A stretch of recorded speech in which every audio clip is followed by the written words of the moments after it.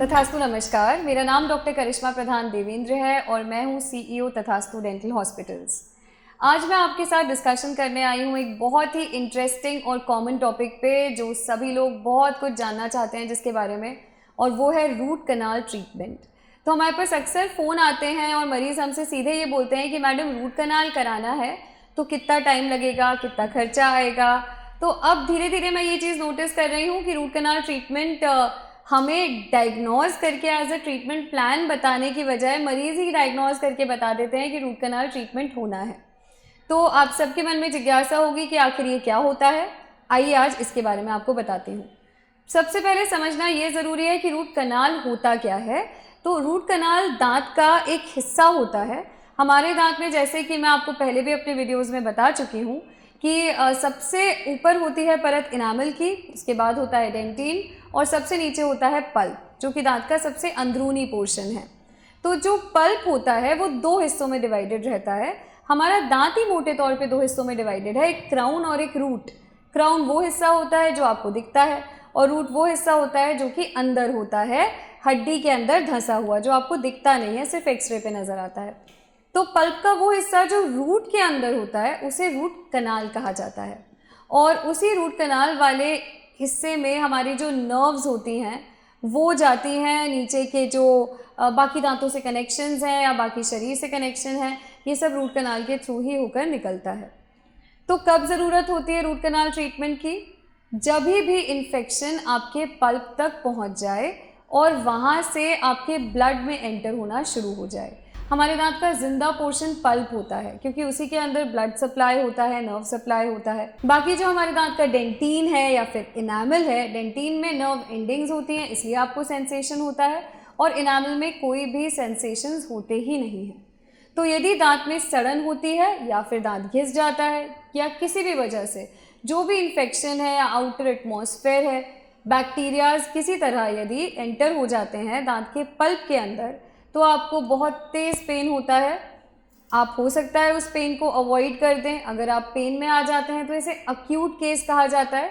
अगर आप इस पेन को अवॉइड करते जाते हैं, धीरे धीरे मैटर बढ़ता जाता है, सड़न बढ़ती जाती है, मवाद हो जाता है, तो ऐसे केसेस में फिर आप डॉक्टर के पास या तो मुंह फूला हुआ लेके पहुंचते हैं या फिर आपको अंदर ही अंदर लौकन बहुत होती है तब पहुंचते हैं। इन्हें क्रॉनिक केसेस कहा जाता है। दोनों ही केसेस में ट्रीटमेंट प्लान रूट कनाल होता है, लेकिन मैं आपको बताना चाहती हूँ कि यदि आप डॉक्टर के पास जल्दी पहुँच जाएंगे तो बहुत चांसेस हैं कि आपके दांत का ट्रीटमेंट भी बहुत अच्छा हो जाएगा और उसका सर्वाइवल रेट भी ज़्यादा होगा।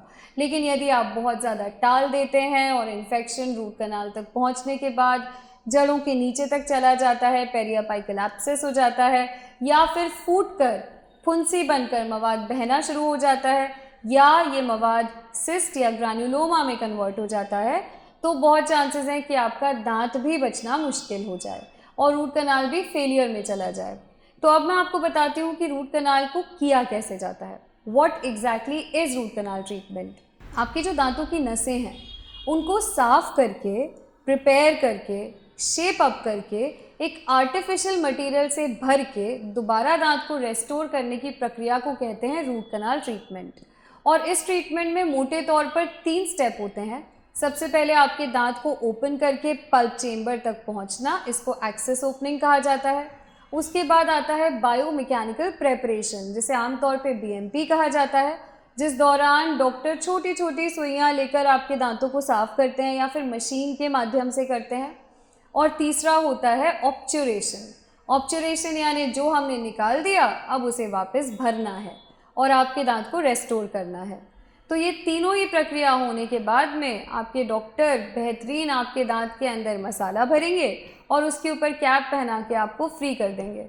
फिर आप जो खाना चाहें, जैसे खाना चाहें खा सकते हैं। लेकिन तो भी मैं आपको सलाह दूंगी कि क्राउन्स लगने के बाद में कभी भी तंबाकू का सेवन ना करें। वो तो आप वैसे भी ना करें तो अच्छा ही है, लेकिन क्राउन्स डैमेज होने के चांसेस बहुत ज़्यादा हो जाते हैं। अब आपने सुना होगा रूट कनाल ट्रीटमेंट में कि सिंगल सिटिंग रूट कनाल क्या होता है और मल्टीपल सिटिंग रूट कनाल क्या होता है। मैं दोनों का आपको फ़र्क बता देती हूँ। जैसे कि 3 प्रोसीजर्स मैंने आपको बताए, तो ये 3 स्टेप्स पे अमूमन 2 से 3 सिटिंग्स लग ही जाती हैं। लेकिन बहुत सारे लोग चाहते हैं कि उनका ये ट्रीटमेंट जल्दी हो जाए, उस केस में सिंगल सिटिंग रूट कनाल होता है, जहां हम तीनों ही प्रक्रिया एक बार में कर देते हैं। पर क्या ये सबके केस में संभव है? तो नहीं, ऐसा सभी के केसेस में संभव नहीं हो पाता है।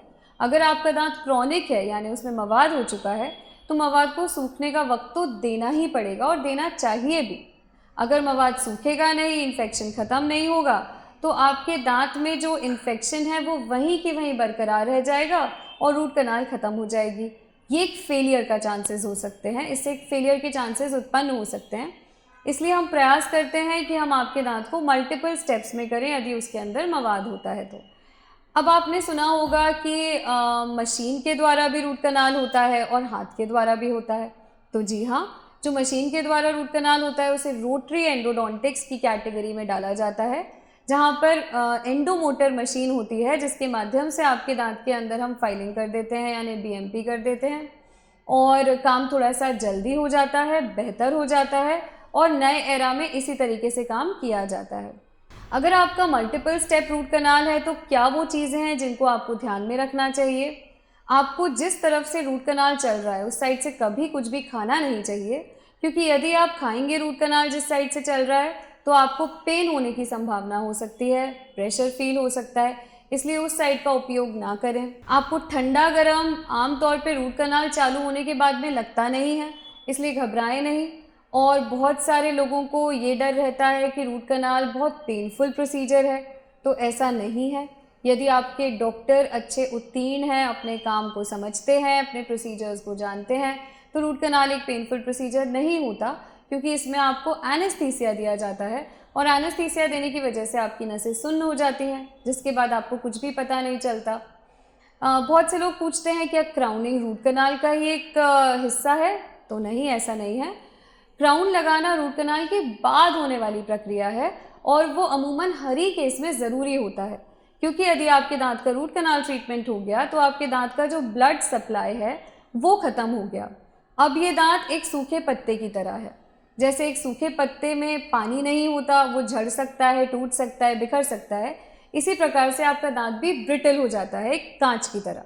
तो अगर आप रूट कनाल कराने के बाद में उस पर कैप नहीं लगवाते हैं तो आपका दांत टूट जाएगा, डीके और बढ़ जाएगा, आपका दांत डिसकलर हो सकता है। और ये एक बहुत ही नॉर्मल सी बात है, इसको लेके परेशान मत होइए, क्योंकि रूट कनाल होने के बाद दांत में जब ब्लड सप्लाई ही नहीं है तो उसका काला पड़ना या फिर टूट जाना, झड़ जाना एक बहुत ही आम बात है। बाकी मुझे लगता है कि आपके डेंटिस्ट से सलाह लेना सबसे अच्छा उपाय है। मैं अपने हर वीडियो में बोलती हूँ, अभी फिर से आपसे कहना चाहती हूँ कि आप डॉक्टर नहीं बन सकते, ना मैं आपको कोई डायग्नोसिस और ट्रीटमेंट प्लान एक वीडियो के माध्यम से बता सकती हूँ। ये एक बहुत आम और जनरल इन्फॉर्मेशन है। यदि आपके दांत में दर्द हो, सबसे पहले जाके अपने डेंटिस्ट से संपर्क करिए। खुश रहिए, मुस्कुराते रहिए, दांतों को सड़ने मत दीजिए, दिन में 2 बार ब्रश करिए, सॉफ्ट टूथब्रश यूज़ करिए और ऐसी कोशिश करिए कि रूट कनाल आपको करानी ही ना पड़े। इसी के साथ अगर आपको मेरा वीडियो पसंद आता है तो मेरे चैनल को सब्सक्राइब करिए, इस वीडियो को लाइक करिए, इस पर कमेंट करिए, इसे खूब शेयर करिए, अपने दोस्तों को बताइए। हमेशा मुस्कुराइए और खुश रहिए। तथास्तु, नमस्कार।